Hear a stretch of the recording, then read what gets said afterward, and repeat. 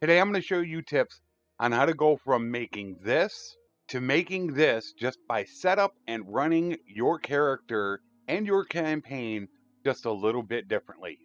It all starts from day one, and that is working charm. This is one of the most important things you can do and can nearly double what you make as a mercenary. This is how I normally start off at the very beginning of the game. And the two most important things we are going to look at are going to be two perks. With the first one being Warlord, which increases your influence gain from battles by 30%. Not only does this increase the influence gain by 30%, but it also increases the cap gain, which the maximum you can get in a battle of influence is 50. This increases that cap to 65. And then, of course, Immortal Charm.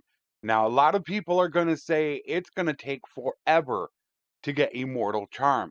However, what I do is from the very beginning of the game, I start working my charm through questing, prison breaks when available, and especially getting married. Do not do charm checks, but talk to the clan leader and propose an alliance. It will get you massive amounts of charm. When you do hit 275, you're going to get 5 influence a day for free. If you have a 180 Merc contract, you're going to be looking at 800 dinars a day for free. I am normally sitting at 135 to 175 charm before I even become a mercenary. If you work charm early enough, you will benefit from it. Having the right setup is going to be vital to be able to work as efficiently as possible. So let's deal with the elephant in the room, and that is, of course, the cons guard. Everybody will say they're too OP, and yes, they are very OP and they are great. You don't have to use them, but it's going to be much more efficient. But this can be done with any party if set up correctly. Make sure you train your troops to as high as you can in tier. Also, make sure that you have horses available for your infantry to ride and that you are not overburdened or you have a herd penalty to slow you down. You also want to make sure that you have a very good surgeon. The one thing that you're going to dread is losing too many troops and having to run back and continue training. That is going to allow your guys to not be killed on the battlefield, instead, just be wounded. Picking a contract is important, but it is not the most important thing. What you do is talk to anyone in the kingdom that is not a mercenary when they're at war with another kingdom, and you tell them that you want to enter their service for the right sum. They will then offer you a merc contract. That is how much they are going to pay per influence they take from you daily. Now, I do not have the exact code on this, as I've heard from Tail World that it is a bit complicated, but a couple pointers that I've been able to detect is that Kingdom Strength and how many mercenaries they have appear to affect this number, and this number can go up over time, which it normally seems to, as the prices are a little bit lower at the start of being a mercenary and they continue to rise, I think mostly from the kingdoms having more wealth. So once you find your contract, then you just accept that contract and you are now a mercenary and you can go picking your targets.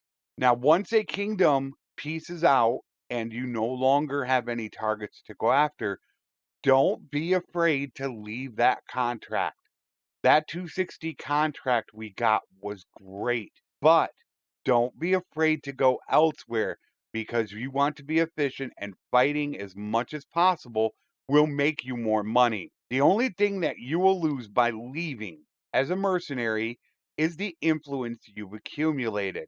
Don't be afraid to leave as a mercenary and go someplace else. Next, what you want to do is you want to pick your targets very carefully. What you go after and the location you go after is going to help determine how efficient and how much you're going to make. You have to determine with what party you have what is the right size to go after. Also, choosing your location is very important. You want to be in spots where you know the enemy is going to be. You don't have to go to them, they can go to you. My absolute favorite target to go after is Valandia, sitting right at Sargot here. Everybody seems to be coming right around this area. So when you do become a mercenary, find out where all the lords are hanging out. It's going to vary as feasts get taken, but if you can find out the spot where they're spawning, the AI can come to you. You don't need to go to them. One of the questions I get asked constantly is, why are you not taking prisoners? And the plain and simple fact, it's about being efficient. If I were to go ahead and take these 66 prisoners, we now have those 66 prisoners, which is slowing us down 0.36 speed, meaning there's a chance that we might not be able to catch some other parties. If I were to go ahead and take these now and go sell them, let us go to Severe. We got here, we're going to get 856 dinars. Now let's go back. So it took us nearly 2 days to run there and back to make 856 dinars. We wasted time that we could have been fighting. The more that you loot, you will start to become overburdened, which will slow you down. The more you loot, the more you're going to become overburdened, and the more horses you loot, you're going to get a herd penalty, slowing you down even more. You have to make that decision. When is it the right time to go back and sell? As I just showed you, it took us 2 full days to run to a town and back to our location where we want to fight. I will normally not leave my hunting grounds for upwards of an hour or more and just constantly fight, because the only thing I care about at the beginning of being a mercenary is releasing lords so I can get my term to 275 and building up as much influence as possible.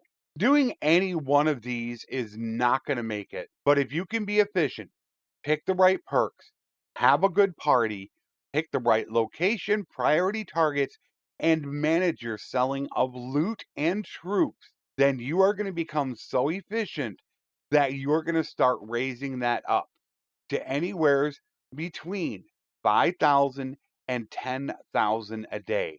Until next time, take care, and thanks for watching.